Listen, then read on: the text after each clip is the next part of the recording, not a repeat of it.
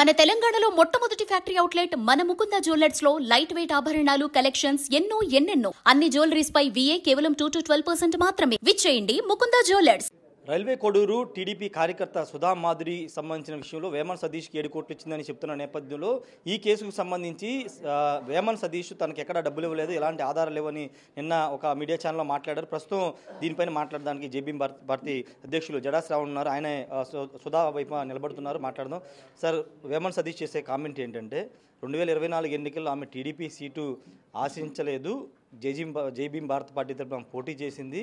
ఇప్పుడు కూడా ఎలాంటి ఆధారం లేకోకుండా ఫేక్ ఎలిగేషన్స్ చేస్తుంది, నేను న్యాయ పోరాటం చేస్తానని అని అంటున్నారు. మంచిదే, న్యాయ పోరాటం చేయమనండి. నేను వేమన సతీష్ రైట్ ఉంది ఖచ్చితంగా. కానీ నేనేమంటానంటే ఆవిడ 7 కోట్ల రూపాయలు ఇవ్వలేదు, తీసుకోలేదు అని చెప్పిన సందర్భంలో ఆవిడ మీద కేసు కట్టి హస్బెండ్ని వైఫ్ని కిడ్నాప్ చేయించాల్సిన అవసరం ఏమొచ్చింది? నా దగ్గర 7 కోట్లు తీసుకోలేదు, 2 కోట్ల రూపాయలే తీసుకున్నాను అని ఆ స్టేట్మెంట్ ఇవ్వాల్సిన పరిస్థితి ఎందుకు వచ్చింది? పోనీ ఆ స్టేట్మెంట్ తీసుకున్న వీడియో ఈవిడ ఎలిగేషన్ చేసిన సాయంత్రానికి రిలీజ్ చేయాల్సిన పరిస్థితి ఎందుకు వచ్చింది? అంటే ఒక ప్రీ ప్లాన్డ్గా ఆవిడ డబ్బులు అడుగుతుంది అని ఆవిడ మీద ఒక కేసు అనుచరుల చేత రిజిస్టర్ చేయించి కోయా ప్రవీణ్ని అడ్డం పెట్టుకొని ఈరోజు ఆయన చేత వీళ్ళ మీద అరెస్ట్ చేయించి మదనపల్లి తీసుకెళ్ళి వీడియో రికార్డ్ చేయించి పెట్టుకున్నారు. అంటే అర్థం ఏంటి? నువ్వు తీసుకోలేదు, తీసుకున్నాను అనేది చట్ట ప్రకారం తీసుకో, అంతేగాని పోనీ అరెస్ట్ చేసి బెయిల్ ఇచ్చి పంపించు. రికార్డ్ ఎందుకు చేయించుకున్నావు వీడియో? అంటే ప్రివెంటివ్ మోడ్లో ఆ రికార్డ్ తీసి పెట్టుకున్నాడు. 2, ఆయన డబ్బులు ఆయన ద్వారా ఆయన అనుచరుల ద్వారా తీసుకున్నాడనే వీడియో కూడా ఫుటేజ్ రిలీజ్ చేసాం. ఏదైతే ఈవిడ ప్రాపర్టీ ఈయన కొన్న ఆస్తులు ఎవరికైతే ఉందో ఆయనకి భయానాగా 50 లక్షల రూపాయలు ఇచ్చినటువంటి బ్యాంక్ స్టేట్మెంట్ కూడా రిలీజ్ చేసాం. సార్, ఇప్పుడు ఒక 5 కోట్లు 7 కోట్లు ఇప్పుడు కొలుకులపూడి శ్రీనివాస్ ఉన్నాడు, ఆయన 5 కోట్ల రూపాయలు ఇచ్చాను అని చెప్పేసి ఎలిగేషన్ చేశాడు.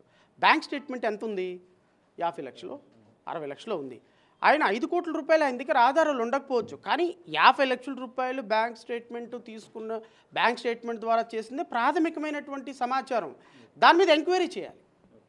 ఇప్పుడు నేను కూడా వేమన సతీష్ 5 కోట్లు 7 కోట్లు తీసుకున్నాడని ఈవిడ చెప్పిన దాన్ని నేను ఇప్పుడు నమ్మేసేసి వేమన సతీష్ తీసుకున్నాడే ఊరేసేయండి అని నేను చెప్పటంలా, లేకపోతే ఈవిడ కరెక్టా ఆయన కరెక్టా అని నేను చెప్పటంలా. రెలవెంట్ టైంలో వీళ్ళు కొన్ని కోట్ల రూపాయల ఆస్తులు అమ్ముకున్నారు. అదే టైంలో వేమన సతీష్ ఆస్తులు కొన్నాడు. అనుచరులకి కొంత డబ్బు ఇచ్చిన వీడియోలు ఉన్నాయి. బ్యాంక్ స్టేట్మెంట్ ద్వారా కొంత డబ్బు ట్రాన్స్ఫర్ చేసిన ఆధారాలు ఉన్నాయి. వీటన్నిటి ఈవిడ వేమన సతీష్ తెలుగుదేశం పార్టీలో ఈవిడ యాక్టివ్గా పనిచేసిన సందర్భం ఉంది. చాలామంది ఈవిడ తెలుగుదేశం పార్టీ నాయకులు ఎంకరేజ్ చేశారు, వేమన సతీష్ దగ్గరికి తీసుకెళ్లారు. ఆయన వీళ్ళ ఫ్యామిలీ దగ్గర తిరిగిన క్లోజ్గా మూవ్ అయిన ఫోటోలు ఇవన్నీ కూడా ఒక కాన్స్పిరసీని ఎస్టాబ్లిష్ చేస్తున్నాయి. కానీ ఈమె సుధా మాధురి గారు కాదు టికెట్ ఆశించింది, ఈమె భర్త ఆశించారు. తిరిగిన మాట వాస్తవమే, కానీ ఈమె నేను ఒకసారి మాత్రమే కలిశారనేది వేమన సతీష్ చెప్తున్నమాట. కరెక్ట్. ఫస్ట్ వాళ్ళ హస్బెండ్ కానీ వైఫ్ కానీ ఎవరైనా కానీ ఒకవేళ మహిళకి ఇవ్వాల్సి వస్తే నీ పేరు, హస్బెండ్కి ఇవ్వాలి మగవాళ్ళకి ఇద్దాము అనుకుంటే మీ హస్బెండ్ పేరు. ఎందుకంటే వీళ్ళ హస్బెండ్ ఎంప్లాయీగా ఉన్నాడు కాబట్టి. సో ఎంప్లాయీగా ఉన్నటువంటి వ్యక్తికి రేపు టికెట్ వచ్చితే రిజిగ్నేషన్ చేయాలి, బయటకు రావాలి, ఈ ప్రాసెస్ అంతా ఉంటుంది. ఒకవేళ ఏ సందర్భంలో అయినా సరే ఆయనకి ప్రాజిబిలిటీ లేకపోతే నీకు ఇప్పిస్తాను. ఇది వేమన సతీష్ పెట్టినటువంటి video chat. This is a video chat that they have.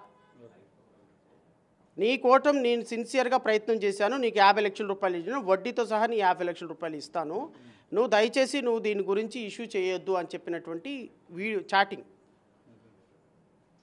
Vemana Satish ప్రాథమికంగా వేమన సతీష్ అనేటువంటి వ్యక్తి డబ్బులు తీసుకున్నాడా లేదా అని ఎంక్వైరీ చేయాల్సింది టీడీపీ అండి. వాళ్ళ దగ్గర ఇంటెలిజెన్స్ ఉంటుంది, వ్యవస్థ ఉంటుంది. ఈవిడ ప్రాథమికంగా ఒక ఆధారం చూపించింది, దాని మీద కరెక్టా కాదా ఎంక్వైరీ. ఎందుకు చంద్రబాబు నాయుడు గారికి ప్రజా దర్బార్లో ఎంత పెద్ద పుస్తకం ఇచ్చింది, ఆయన చూసుకుని ఇలా చూశాడు, పక్కకు సెక్యూరిటీకి ఇచ్చాడు, దాని మీద అయినా విచారణ చేయండి. అరే విచారణ చేయకుండా మీరు బురద జల్లితే ఆవిడ జేబీరాబాద్ తెలుగుదేశంలో టికెట్ రాలా, జనసేనకో ఎక్కడికో ఎవరికో వెళ్ళింది, ఆవిడకి పోటీ చేయాలనిపించింది, నా దగ్గరకు వచ్చింది ఒక 10 రోజుల ముందు. సరేనమ్మా నువ్వు మహిళవి, కొద్దిగా గొప్ప చదువుకుంటాను, బాగా చేస్తాను, కష్టపడతాను అన్నా అని అంటున్నావు, మరి ఎస్సీ సామాజిక వర్గం కాబట్టి పోటీ చేయమన్నాను, తప్పే ఉంది. ఆ సందర్భంలో వాళ్ళు నాకు ఆ విషయం చెప్పలా. ఆ విషయం చెప్పినట్టు అప్పుడే నేను యాక్షన్ తీసుకునేవాడిని. వాళ్ళు వేమన సతీష్ డబ్బులు ఇస్తారు అని సంవత్సరంన్నర నుంచి వెయిట్ చేసి తప్పనిసరి పరిస్థితులు ఇప్పుడు బ్లో అయ్యారు, నా దగ్గరకు వచ్చారు. అది కూడా వీళ్ళు నాతో చెప్పని కారణం ఏంటి అంటే అతను చంపేస్తాడని బెదిరించిన కారణంగా నా దగ్గరకు వచ్చారని నేను అనుకుంటున్నాను. Otherwise they won't come. ఆయన డబ్బులు ఇచ్చినట్టయితే నాకు తెలిసేది కదా, వాళ్ళకి తెలిసేది కదా, ఇష్యూ సమసిపోయేది. ఇప్పుడు ఇంత రచ్చ అయ్యేది కాదు. సో కాబట్టి టీడీపీ వాళ్ళు చేస్తున్న ఆరోపణ ఏంటంటే మిమ్మల్ని అడ్డుపెట్టుకుని అవును మీరు అడ్డుపెట్టుకుని మీ వెనకాల వైసీపీ వాళ్ళు ఉండి ఇదంతా చేయిస్తున్నారని ప్రధాన ఆరోపణ టీడీపీ చేస్తుంది. దేనికోసం అది చెప్పండి. ఇప్పుడు నేను మొదటి రోజు అప్పీల్ చేసింది గౌరవనీయులైన ముఖ్యమంత్రి గారు, ఈ దీంట్లో నిజ నిజాలు ఉన్నాయో విచారణ చేయండి, ఆవిడ తప్పైతే ఆవిడని శిక్షించండి, అతను తప్పైతే అతను శిక్షించిన అన్న మాటే అన్నాను. కానీ ఏ రోజైనా నేను ఆరోపణ చేశాను టీడీపీ మీద? ఈ రోజు వరకు కూడా నేను ఆరోపణ చేయటంలా. నా ఇంటెన్షన్ తెలుగుదేశం పార్టీని బ్యాడ్ చేయాలని కాదు, ఈ మహిళకి న్యాయం చేయాలనేది. దానికి వైసీపీ ఎందుకు ఉంటుంది నా వెనుక? నాకేమిటి అవసరం ఉంటుంది? ఈవిడని తీసుకెళ్ళండి, ఆవిడ నిజ నిజాలు చేయండి, ఆవిడని అమ్మ ఇదిగో నువ్వు తప్పు చెప్పావు, ఇదిగో ఆధారం, ఇదిగో నువ్వు కరెక్ట్ చెప్పావు, ఇదిగో నువ్వు కరెక్ట్ చెప్తే డబ్బులు ఇచ్చేసేయండి, తప్పు చెప్తే ఆమెను శిక్షించండి, మ్యాటర్ ఎండ్ అయిపోతుంది. అంతకు ప్రొలాంగ్ ఎందుకు అవుతుంది? నేను ఎందుకు తీసుకొస్తాను ఆవిడ మీడియా ముందుకి?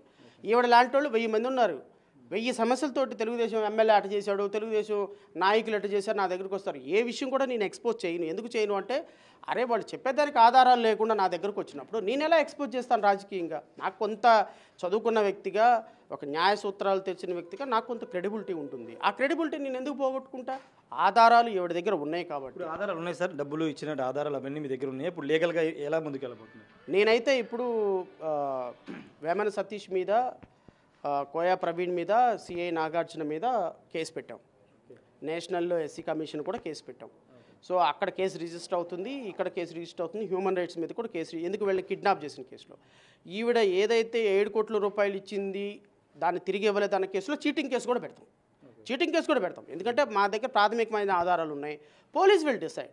ఈ రోజు కాదు రేపు చీటింగ్ కేసు పెడతాము, కిడ్నాప్ కేసు ఆల్రెడీ పెట్టాము, బహుశా అది రిజిస్టర్ కాకపోతే హైకోర్టుకి వెళ్తాం. సో వీళ్ళ హస్బెండ్ మీద కేసు పెట్టి ఈవెంట్ని కూడా అరెస్ట్ చేశారు, అదొక కేసు పెడతాం. లీగల్గా అయితే ఖచ్చితంగా మేము ఫైట్ చేస్తాం, వెనకడిగే సమస్య లేదు.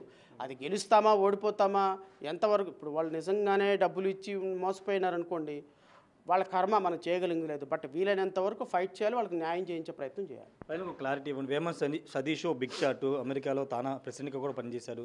అలాంటి వ్యక్తి మీద తెలుగుదేశం పార్టీ నిజంగా చర్యలు తీసుకుందని మీరు అనుకుంటున్నారా? తీసుకుంటుందని నమ్మకం సార్, చర్యలు తీసుకుంటారా లేదా అనేది వాళ్ళ విజ్ఞతకు సంబంధించిన అంశం. ఇప్పుడు కొలుకులపూడి శ్రీనివాసు వాళ్ళ ఎమ్మెల్యేనే, నేను పోని జడా శ్రావణ్ కుమారు, నాదొక పార్టీ, నాదొక వ్యవహారం.